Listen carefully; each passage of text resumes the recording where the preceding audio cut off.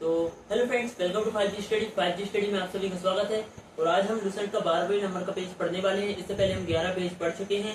Last में हम यहाँ तक पढ़ चुके थे, वशव पुराण में लिंगायत संप्रदाय के प्रवर्तक जो है अल्लभ प्रभु तथा उनके शिष्य वाशव को बताया गया है।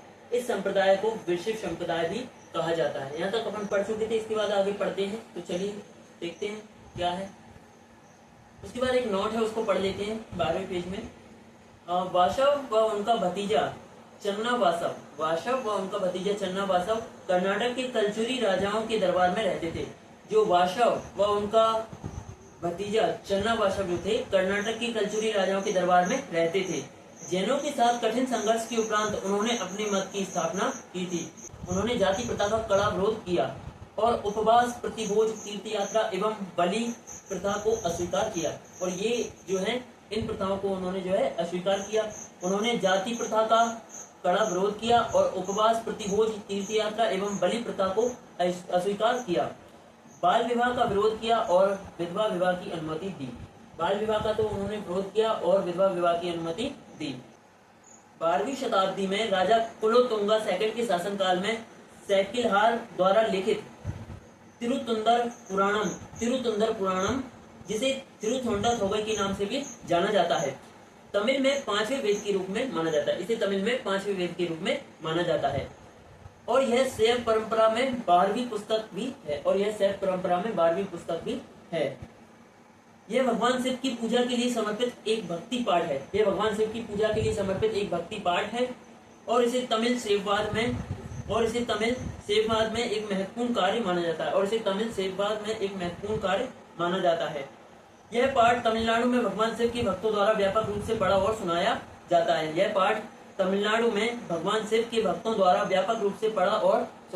है।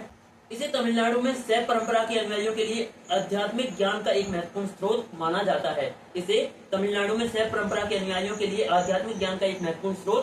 जाता है।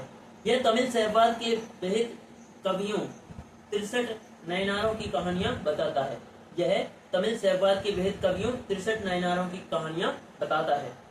10वीं शताब्दी में मत्स्येंद्र नाथ ने नाथ संप्रदाय की स्थापना की थी। इस संप्रदाय का व्यापक प्रचार प्रसार बाबा गोरखनाथ के समय में हुआ। गोरखनाथ ने वर्ण व्यवस्था तथा ब्राह्मणों के विशेषाधिकारों की आलोचना की। तो जो गोरखनाथ थे, उन्होंने वर्ण व्यवस्था तथा ब्राह्मणों के विशेषाधिकारों की आलोचना की।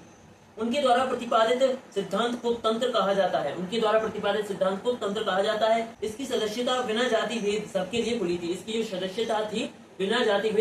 खुली थी। दक्षिण भारत में शैव धर्म जो है चालुक्य, राष्ट्रकूट, पल्लव एवं चोलों के समय लोकप्रिय रहा।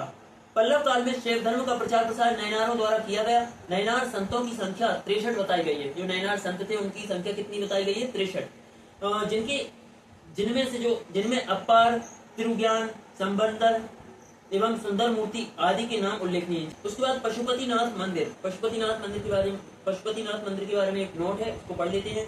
तो पशुपतिनाथ मंदिर नेपाल की राजधानी काठमांडू से 3 किलोमीटर उत्तर पश्चिम में बागमती नदी के किनारे देवपाटन गांव में स्थित एक शिव मंदिर है। जो पशुपतिनाथ मंदिर है, वह नेपाल की राजधानी काठमांडू से 3 किलोमीटर दूर उत्तर पश्चिम में बागमती नदी के किनारे देवपाटन गांव में एक शिव मंदिर है। नेपाल के धर्मनिरपेक्ष राष्ट्र बनने से पहले यह मंदिर राष्ट्रीय देवता भगवान पशुपतिनाथ का मुख्य निवास माना जाता था। इस मंदिर परिसर को सन 1979 में यूनेस्को विश्व सांस्कृतिक विरासत स्थल के रूप में सूचीबद्ध किया गया है। मुख्य मंदिर का निर्माण वास्तुकला की नेपाली पैगोडा शैली में हुआ। जो मुख्य मंदिर का निर्माण है, तो वास्तुकला की नेपाली पैगोडा शैली में हुआ। उसके बाद एलोरा के प्रसिद्ध कैलाश मंदिर का निर्माण राष्ट्रकूटों ने करवाया। पूछा जाए कि एलोरा के प्रसिद्ध मंदिरों का निर्माण किसने करवाया, तो एलोरा के प्रसिद्ध मंदिरों का निर्माण जो है राष्ट्रकूटों ने करवाया। चोल शासक राजराज प्रथम ने तंजौर में प्रसिद्ध राजराजेश्वर शैव मंदिर का निर्माण करवाया, जिसे वृद्धीश्वर मंदिर के नाम से भी जाना जाता है। पूछ लिया जाए कि जो वृद्धीश्वर मंदिर है, उसका अन्य नाम क्या है, तो राजराजेश्वर शैव मंदिर को ही जो है वृद्धीश्वर मंदिर कहा जाता है। दोनों तरीके से पूछ सकते हैं।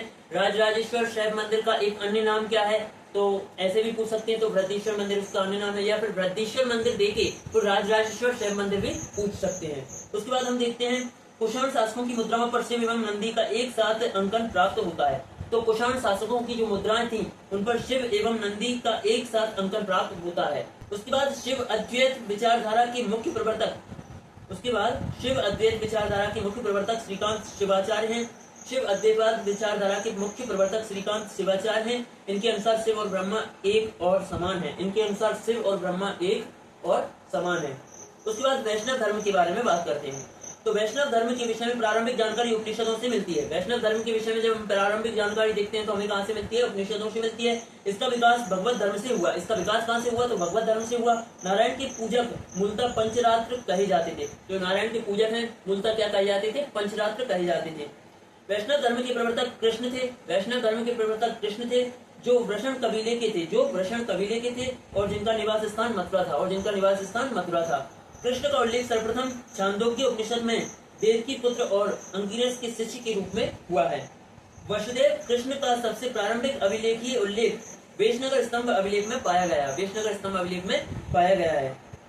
विष्णु के 10 अवतारों का उल्लेख मत्स्य पुराण में मिलता है और विष्णु के 10 अवतारों का उल्लेख जो है मत्स्य पुराण में मिलता है। 10 अवतार इस प्रकार हैं: मत्स्य, कुर्म, वराह, नरसिंह, वामन, परशुराम, राम, बलराम, बुद्ध एवं कल्कि। ठीक है। गुप्त काल में विष्णु का वराह अवतार सर्वाधिक प्रसिद्ध है। गुप्त काल में विष्णु का जो वराह अवतार है वह सर्वाधिक प्रसिद्ध है। वैष्णव धर्म में ईश्वर को प्राप्त करने के लिए सर्वाधिक महत्व भक्ति को दिया गया है। वैष्णव धर्म में ईश्वर को प्राप्त करने के लिए सर्वाधिक महत्व किसको दिया गया है? भक्ति को। भगवान विष्णु के सुदर्शन चक्र में 6 तीलियां हैं। अब ये क्वेश्चन बन जाता है, ध्यान रख लेना। भगवान विष्णु के सुदर्शन चक्र में कितनी तीलियां हैं? देखो, अशोक के जो अशोक चक्र है उसमें 24 तीलियां हैं। लेकिन अगर यहाँ पर ये क्वेश्चन अगर बन रहा है तो शायद ही बहुतों को पता हो कि भगवान विष्णु के जो सुदर्शन चक्र है उसमें कितनी तीलियां होती है। तो याद रखना, जो भगवान विष्णु के सुदर्शन चक्र है उसमें कितनी तीलियां होती है? तो 6 तीलियां हैं। ठीक है। प्रमुख संप्रदाय, मत एवं आचार। अब प्रमुख संप्रदाय, मत एवं आचार के बारे में बात करें तो प्रमुख संप्रदाय, मत और उनके आचार्य। वैष्णव संप्रदाय, तो इसका मत जो है विशिष्टाद्वैत है। आचार्य कौन है? तो रामानुज है। ठीक है। ब्रह्म संप्रदाय, तो ब्रह्म संप्रदाय का जो मत है वो द्वैत है। आचार्य कौन है? आनंद तीर्थ है। ठीक है। उसके बाद रुद्र संप्रदाय का जो मत है वह शुद्धाद्वैत है। इसके जो आचार्य है वह वल्लभाचार्य है। ठीक है। सनक संप्रदाय का जो मत है वह द्वैताद्वैत है। इसका जो इनके जो आचार्य थे वो कौन थे? निम्बाल। ठीक है। इनके जो आचार्य थे वे निम्बाल थे। उसके बाद इस दर्शन के अनुसार मनुष्य भगवान से भिन्न और अभिन्न दोनों हैं। इस दर्शन के अनुसार मनुष्य भगवान से भिन्न और अभिन्न दोनों हैं। ठीक है। सनक संप्रदाय।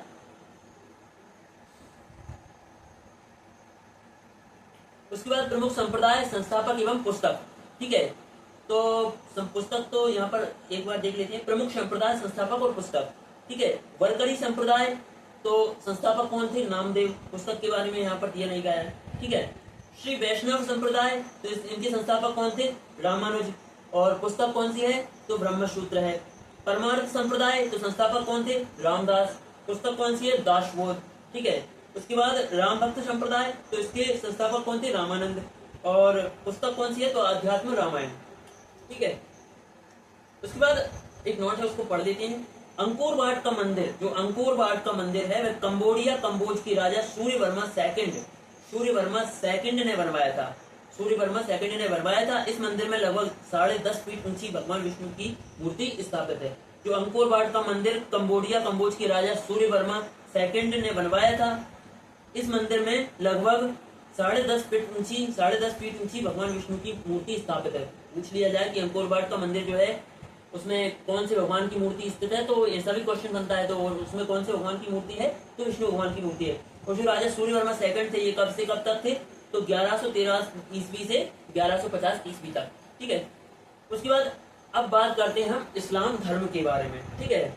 तो इस्लाम धर्म के बारे में, तो इस्लाम धर्म के संस्थापक हजरत मोहम्मद साहिब थे। हजरत मोहम्मद साहिब का जन्म 570 ईस्वी में मक्का में प्रमुख कुरैश कबीले में हुआ था। हजरत मोहम्मद साहिब का जन्म 570 ईस्वी में मक्का में प्रमुख कुरैश कबीले में हुआ था। उनके पिता अब्दुल्ला और माता अमीना थी। उनका लालन पालन उनके चाचा अब्बू तालिब ने किया था। उनका जो लालन पालन है उनके चाचा अब्बू तालिब ने किया था।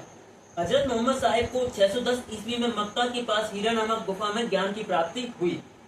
24 सितंबर 622 ईस्वी को पैगंबर की मक्का से मदीना की यात्रा इस्लाम जगत में मुस्लिम संबत ब्रैकेट में ब्रैकेट में हिजरी शंबत के नाम से जाना जाता है। ठीक है।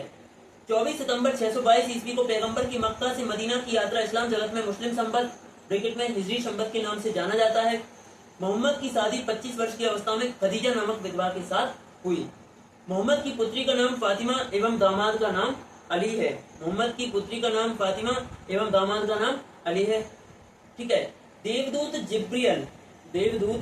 जिब्रियल ने पैगंबर मोहम्मद साहिब को कुरान अरबी भाषा में संप्रेषित की। अब जो देवदूत जिब्रियल थे उन्होंने पैगंबर मोहम्मद साहिब को कुरान अरबी भाषा में संप्रेषित की।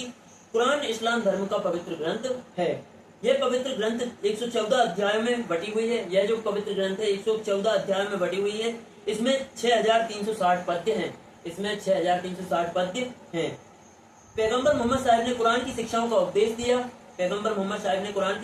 उपदेश दिया। हजरत मोहम्मद साहिब की मृत्यु 8 जून 632 ईस्वी को हुई। इन्हें मदीना में दफनाया गया। मोहम्मद साहिब की मृत्यु के बाद इस्लाम सुन्नी तथा शिया नामक दो पंथों में विभाजित हो गया। सुन्नी उन्हें कहते हैं जो सुन्ना में विश्वास करते हैं। सुन्ना पैगंबर मोहम्मद साहिब के कथनों तथा कार्यों का विवरण है। शिया अली की शिक्षाओं में विश्वास करते हैं तथा उन्हें मोहम्मद साहिब का न्याय सम्मत उत्तराधिकारी मानते हैं। अली मोहम्मद साहिब के दामाद थे। अब जो अली थे वह मोहम्मद साहिब के दामाद थे। अली की 661 ईस्वी में हत्या कर दी गई। अली के पुत्र हुसैन की हत्या 680 ईस्वी में करबला जो कहाँ पे पड़ता है इराक नामक स्थान पर कर दी गई। इन दोनों हत्या ने शिया को निश्चित मत का रूप दे दिया। पैगंबर मोहम्मद साहिब के उत्तराधिकारी खलीफा कहलाए। अब जो पैगंबर मोहम्मद साहिब के उत्तराधिकारी थे वे खलीफा कहलाए। इस्लाम जगत में खलीफा पद 1924 ईस्वी तक रहा। 1924 ईस्वी में इसे तुर्की के शासक मुस्तफा कमाल पाशा ने समाप्त कर दिया। 1924 ईस्वी में इसे तुर्की के शासक मुस्तफा कमाल पाशा ने समाप्त कर दिया। इब्न इसाक ने सर्वप्रथम पैगंबर साहिब का जीवन चरित्र लिखा। मोहम्मद साहिब पैगंबर के जन्मदिन पर ईद ए मिलाद उन नबी पर्व मनाया जाता है। भारत में सर्वप्रथम इस्लाम का आगमन अरबों के जरिए हुआ। देखें तो किसके जरिए हुआ? अरबों के जरिए हुआ। 712 ईस्वी में अरबों ने सिंध जीत लिया और सबसे पहले भारत के इसी भाग में इस्लाम एक महत्वपूर्ण धर्म बना। 712 ईस्वी में अरबों ने सिंध जीत लिया और सबसे पहले भारत के इसी भाग में इस्लाम एक महत्वपूर्ण धर्म बना। उसके बाद ये जो नोट है, नमाज के दौरान मुसलमान जो है मक्का की तरफ मुंह करके खड़े होते हैं। भारत में मक्का पश्चिम की ओर पड़ता है। मक्का की ओर की दिशा को किबला कहा जाता है। जो मक्का की ओर की जो दिशा है उसे किबला कहा जाता है। तो फ्रेंड्स इसके बाद जो नेक्स्ट पेज है पढ़ेंगे नेक्स्ट क्लास में। वीडियो अच्छा लगा तो वीडियो को लाइक करके चैनल को सब्सक्राइब जरूर कर लीजिएगा। मिलेंगे हमारी नेक्स्ट वीडियो में। तब तक के लिए जय हिंद, जय भारत, जय श्री राम।